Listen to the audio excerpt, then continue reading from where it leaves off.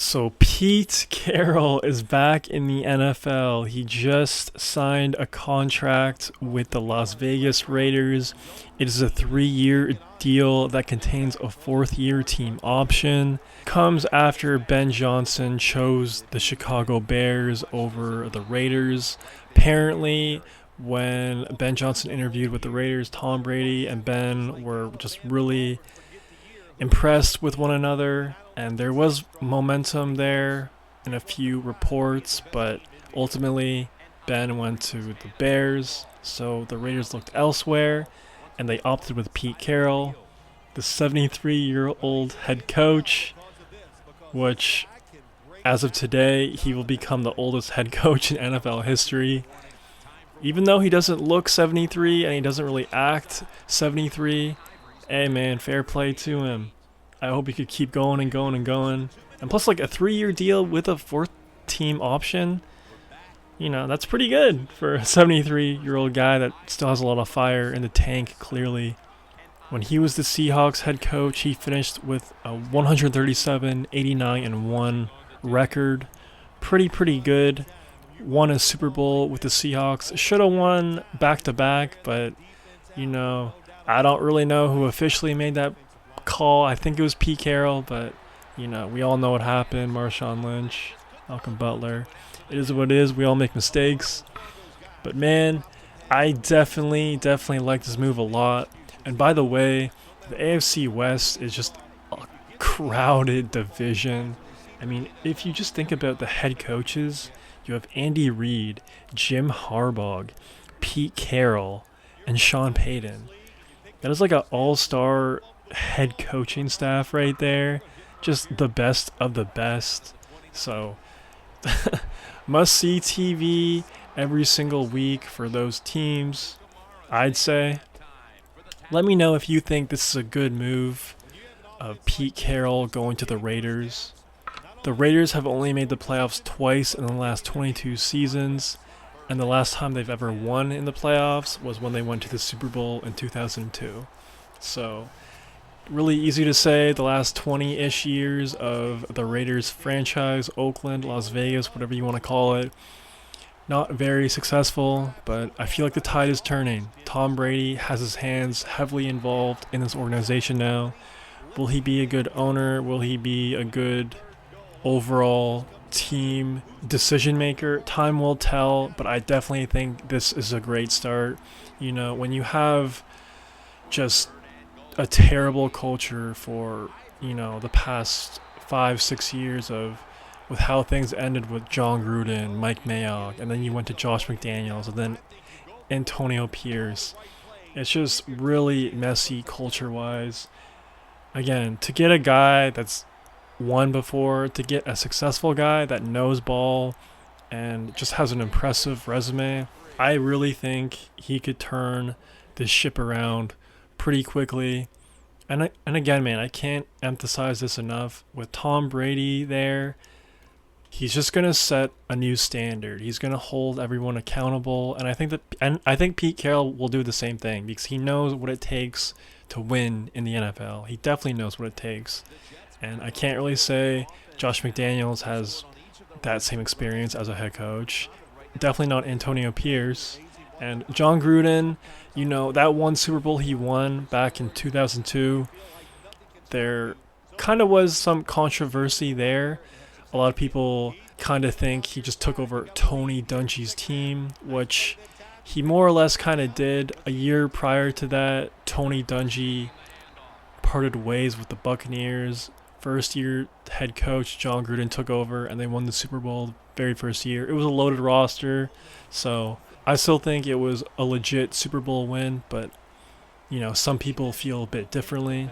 Yeah, and I just realized that Jim Harbaugh and Pete Carroll, the rivalry renewed.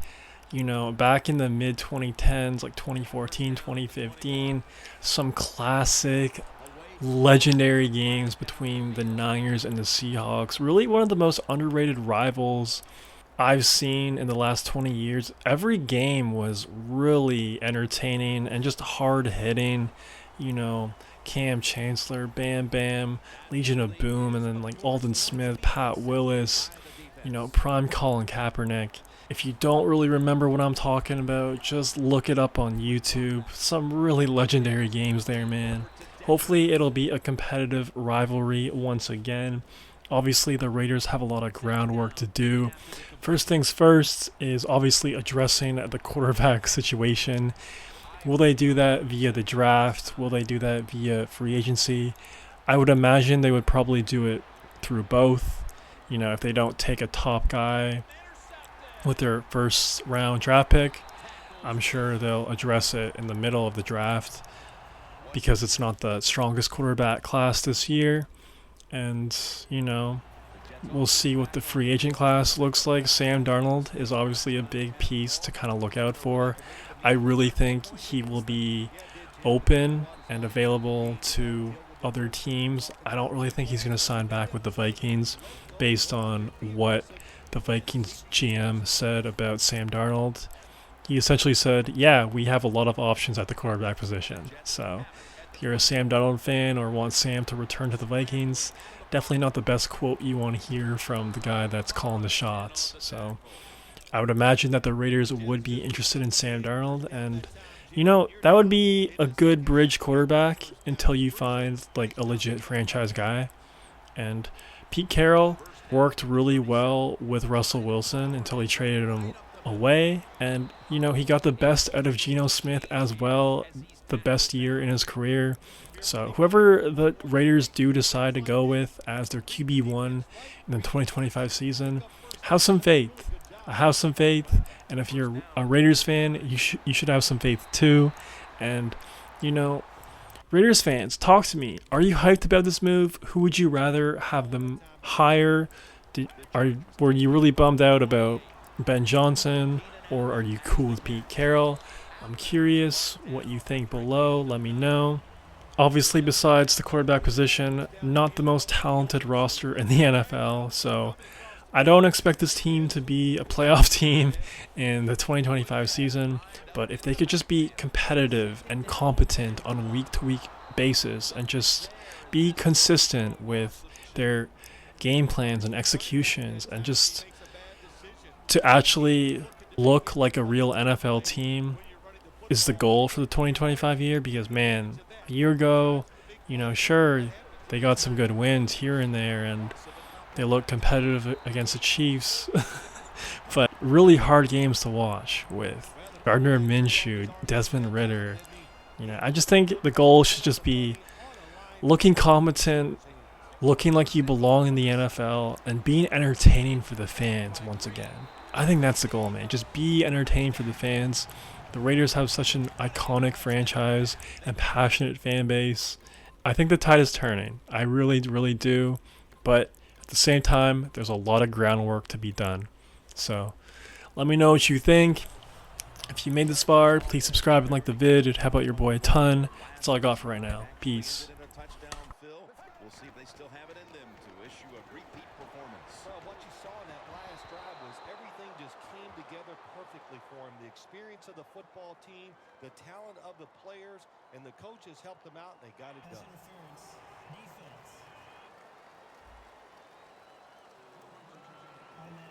Coming to the line at the 27. The Bears lined up in the nickel. 1st and 10.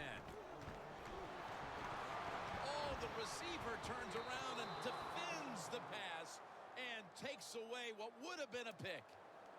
Got to give the defense a lot of credit there, don't you, Jim? They are all over the receivers, all over the field, nowhere to throw it, and it just results in an incompletion. Got hit on release.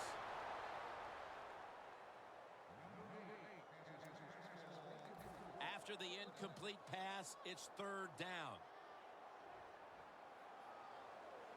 Out of the shotgun formation. Green's going to pull in the bullet pass. Mark him down for another reception. The Chargers on their offensive play sheet, they don't have many plays for 3rd and long situations, but that is a really nice job that time by the offense, the quarterback. They pick up the 1st down. That'll get you going. Breaks the plane. Touchdown.